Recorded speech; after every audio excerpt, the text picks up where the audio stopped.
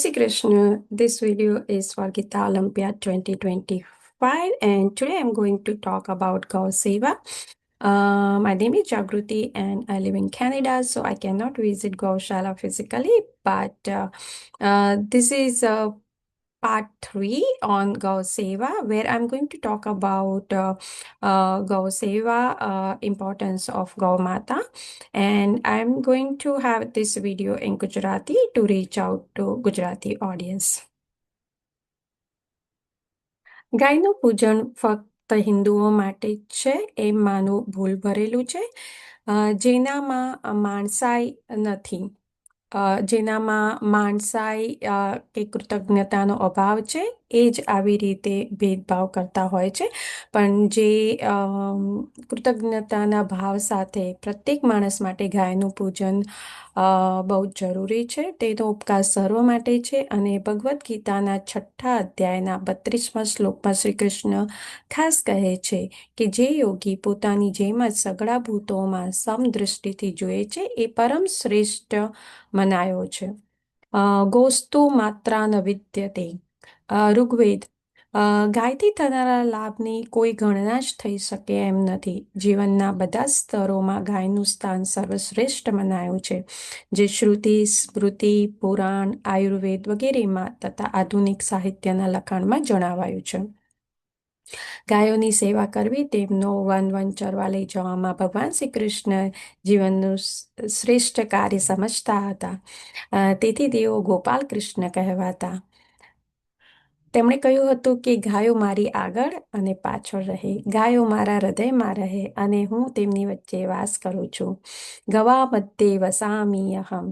અને એટલે જ તો આપણે એમ કહીએ છીએ કે ગાયોનો ગોવાળ મારો રાજા રણછોડ છે, એને મને માયા લગાડી છે રે.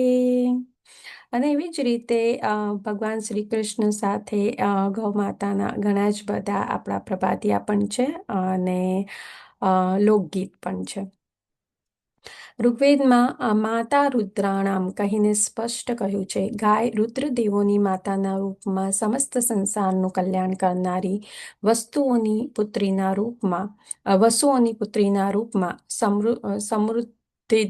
સમૃદ્ધિદાત્રી તથા આદિત્યોની બહેનના રૂપમાં અંધકારમાંથી પ્રકાશ તરફ લઈ જનારી સાક્ષાત અમૃત નાભી હોવાથી અમરત્વનું વરદાન આપનારી છે. એટલે પિતૃઓના શ્રાદ્ધ કરતી વખતે ગોગ્રાસ કરવામાં આવે છે અને બોલવામાં આવે છે કે હે ત્રિલોકની માતા ગાય, મેં ગ્રાસ મૂક્યો છે, તેને તમે ગ્રહણ કરો. ગૌ માતાનું સ્થાન. વેદોમાં ગાયનું માતા તરીકે વર્ણન છે. હકીકતમાં ગાય એ માનવ સમાજની માતા છે, કારણ કે બાળકની જન્મદાત્રી માતા છે. તે તો બાળકને 1-2 વર્ષ સ્તનપાન કરાવે છે, ત્યાર પછી આખી જિંદગી દૂધ પાનારી માતા જ છે.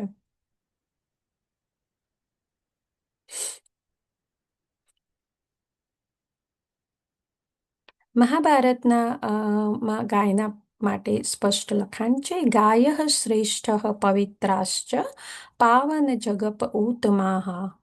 ગાયો સંસારમાં ઉત્તમ, શ્રેષ્ઠ, પવિત્ર કરનારી છે, જેના દહીં તથા ઘી વગર યજ્ઞને કરવો અસંભવિત છે.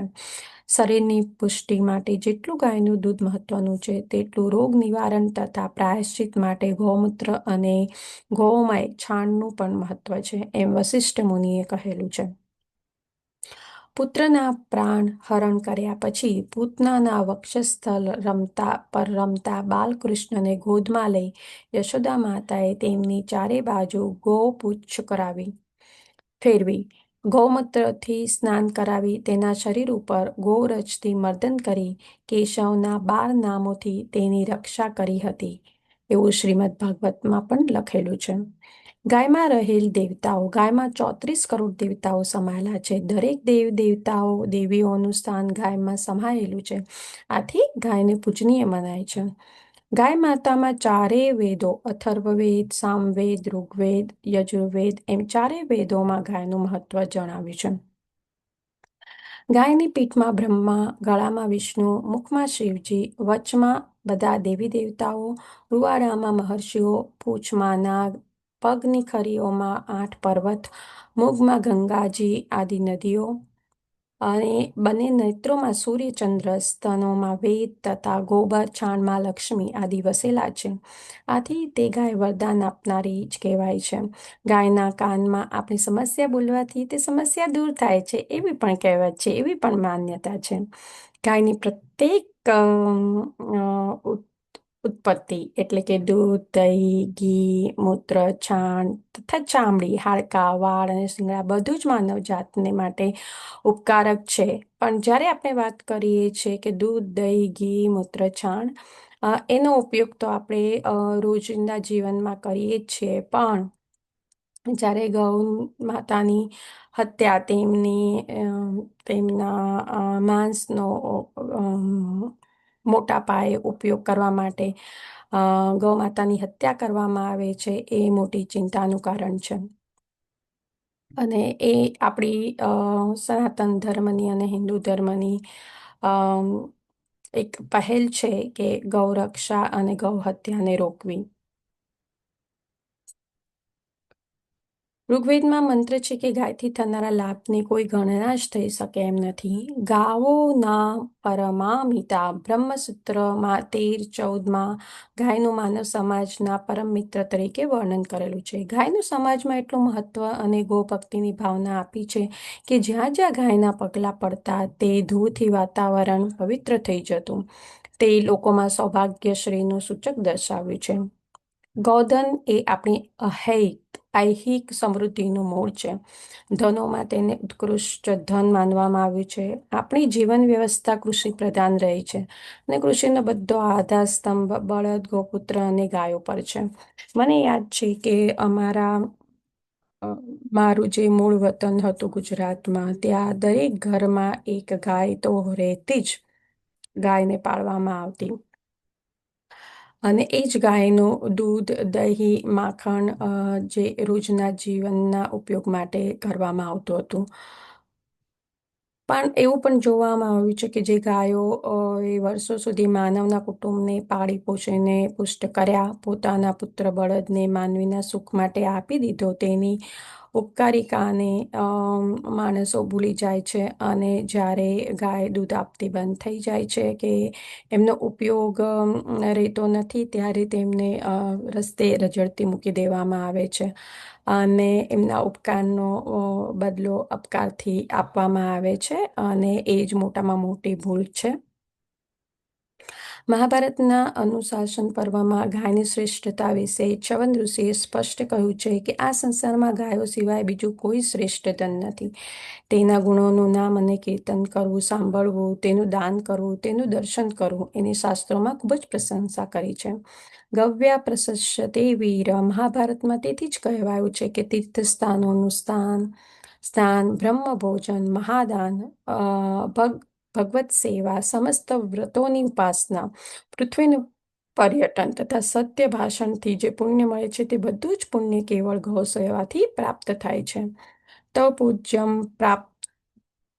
પ્રાપ્તેરાદા કેવલમ ધનુ સેવાયા. ગાયનું પૂજન ફક્ત હિન્દુઓ માટે જ છે એમ માનવું ભૂલ ભરેલું છે. જેનામાં પણ માણસાઈ છે, કૃતજ્ઞતાનો ભાવ છે, તે પ્રત્યેક માણસે ગાયનું પૂજન કરવું જોઈએ અને તેમનું રક્ષણ કરવું જોઈએ. એમનો ઉપકાર એ સર્વ માટે છે.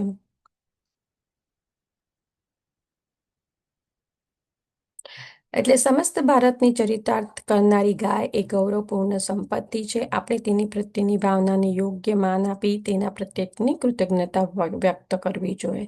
ગાયના દૂધમાં ઘણા જ તત્વો રહેલા છે.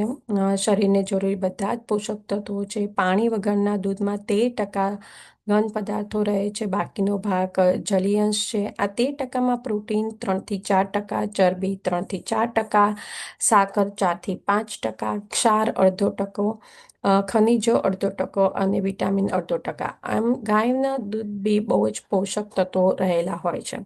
ગાયના દૂધમાં calcium, phosphorus, magnesium, sodium, potassium, chlorine, iron, iodine અને સલ્ફર જેવા ખનિજો પણ છે. Vitamin A, B, C, D,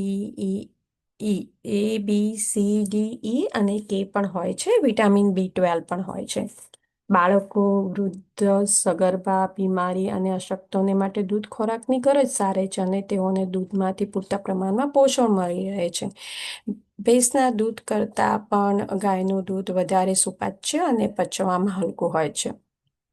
એવી રીતે ગાયના દરેક પદાર્થો ઉપયોગી છે. છાશ આપણે જોયું છે કે ગુજરાત અને સૌરાષ્ટ્રમાં છાશ તો રોજના જમવામાં હોય જ છે. અ, છાશ ઝાડાને મટરનળી અને ખૂબ જ અ, ઠંડક આપનારી કહેવાય છે. પાચનના ગુણો પણ વધારે છે. માખણ માખણ અત્યારે તો આપણે પાશ્ચરાઇઝ બટર ખાતા થઈ ગયા છે. પણ મને યાદ છે કે મારા દાદીમાં અમારા ઘરે ગાય હતી. ગાય અને ભેંસ હંમેશા રહેતા અને એમના તાજા દૂધને મેળવી અને પછી એમાંથી માખણ બનાવતા અને એ શુદ્ધ ઘીનો સ્વાદ તો હજી પણ મોઢામાં છે. માખણ બળ વધારનાર, રોગને સુધારનાર અને લોહી સુધારનાર છે અને એ અમૃત સમાન છે. ગાયનું ઘી આંખ માટે હિતકારી છે. પવિત્ર અને આયુષ્ય તથા બુદ્ધિ વધારનાર છે. મારા ખ્યાલ પ્રમાણે નેચરોપેથીમાં પણ ગાયનું ઘી અને ગૌમૂત્રનો અ, બહુ જ ઉપયોગ થાય છે. આયુર્વેદમાં પણ 8 પ્રાણીઓના મૂત્રનું વર્ણન કરેલું છે. તેમાં ગૌમૂત્ર સર્વશ્રેષ્ઠ કહેવાય છે. ચરક, ઋષિ, સુશ્રુત, ભાવપ્રકાશ ગૌમૂત્રને પવિત્ર અને ઘણી અને લોહી તથા કફના વિકારોમાં શ્રેષ્ઠ ઔષધ તરીકે ગણેલ છે. તેમજ કબજિયાત, ઉધરસ, શ્વાસ, ચામડીના રોગો, કરમિયા, ખજવાળ, હાથ પગના રોગો માટે ગૌમૂત્ર શ્રેષ્ઠ ગણવામાં આવે છે. ગૌશાળામાં એનો અર્ક કાઢીને ઉપયોગમાં લેવામાં આવે છે. ગાયનું છાણ પણ પવિત્ર ગણવામાં આવે છે. જૂના જમાનામાં મેં મારા નેટિવ પ્લેસ એટલે કે ગુજરાતમાં અમ, ગાયના છાણથી લીપેલા ઘર જોયેલા છે.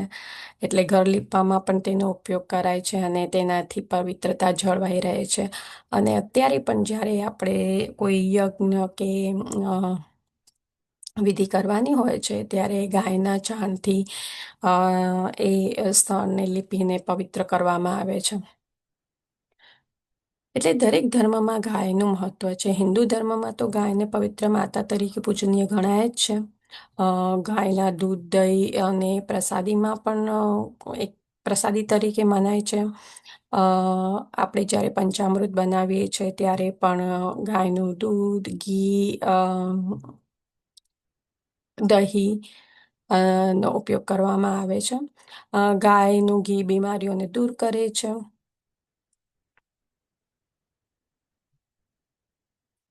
એવું કહેવામાં આવે છે કે ભગવાન ઈસુ ખ્રિસ્તનો જન્મ પણ ગૌશાળામાં જ થયો હતો અને એવું કહેવાય પણ છે કે એ તો કૃષ્ણનો અવતાર જ હતા. એટલે જેમ કૃષ્ણને ગાયો બહુ જ પ્રિય હતી એવી રીતે એમનો પણ જન્મ ગૌશાળામાં થયો હતો એવું કહેવામાં આવે છે.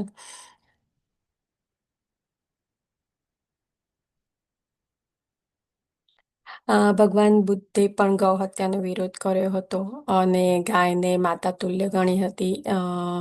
જૈનો તો જીવ માતાની હિંસાના વિરોધી છે જ. એટલે આપણે જોયું કે હિન્દુ ધર્મ છે કે જૈન ધર્મ છે કે બૌદ્ધ ધર્મ છે કે શીખ ધર્મ છે. દરેકમાં ગાયને માતા તરીકે ગણવામાં આવી છે અને આયુર્વેદમાં અને નેચરોપેથીમાં અ, ગાયના બધા જ પોષક પદાર્થો છે એનો ઉપયોગ ગણવામાં આવે છે. આ જે મેં બધો ઉલ્લેખ કર્યો છે એમાં ઘણી બધી વસ્તુઓ મેં ડૉક્ટર ઉમાકાંત જોશીનો જે એક લેખ હતો ગુજરાત સમાચાર, જેમાં ભારતીય સંસ્કૃતિમાં ગાય, ગૌમાતાનું મહત્વ, એમાંથી પણ મેં ઉલ્લેખ લીધેલો છે. અને ઘણા બધા જે બીજા રેફરન્સીસ આપ્યા છે એ મારા પોતાના અનુભવના છે. અને હવે તો અહીંયા તો મને નથી મળતું, પણ જ્યારે જ્યારે હું ઇન્ડિયા જાઉં છું ત્યારે એક આશા રહે છે કે ગામોમાંથી તો ગાય માતા જે ઘરે ઘરે હતા એ તો ગાયબ થઈ ગયા છે, પણ રસ્તામાં રજળતી ગાયોને જોવામાં આવે છે, જે ટ્રાફિકની વચ્ચે ઘણી વખત એમના આકસ્મિક મૃત્યુ પણ થાય છે. અને ઘણીવાર એમને એવી રીતે રજળતી મૂકી દેવામાં આવે છે કે એમને જે યોગ્ય સારવાર મળવી જોઈએ નથી મળતી હોતી, કે એમને પૂરતો ખોરાક નથી મળતો હતો. તો મારી બધાને એ જ પ્રાર્થના છે કે આપણે ઘરે ઘરે ગાય તો નથી રાખી શકતા, પણ જે ગાયો છે એમનું આપણે રક્ષણ કરીએ અને એમને પૂરતો ખોરાક મળી રહે. અને જે ગૌશાળાઓ જે ગૌ સેવાનું કાર્ય કરે છે, આવી ગાયોને જે સારવાર આપવી પડે એ આપે છે, એમાં આપણે આપણું યોગદાન આપીએ, આપણે આપણો ફાળો આપીએ. આપણે ફિઝિકલી તો એમની સેવા ન કરી શકીએ, પણ આપણે એ જે મુહિમ છે એમાં બધાને પ્રોત્સાહિત કરીએ. અને પૈસાની રીતે કે એવી રીતે પણ જે આપણે દાન આપી શકીએ એ આપણે આપીએ, અને એનો પ્રચાર તો આપણે કરી શકીએ છીએ. અસ્તુ. જય શ્રી કૃષ્ણ.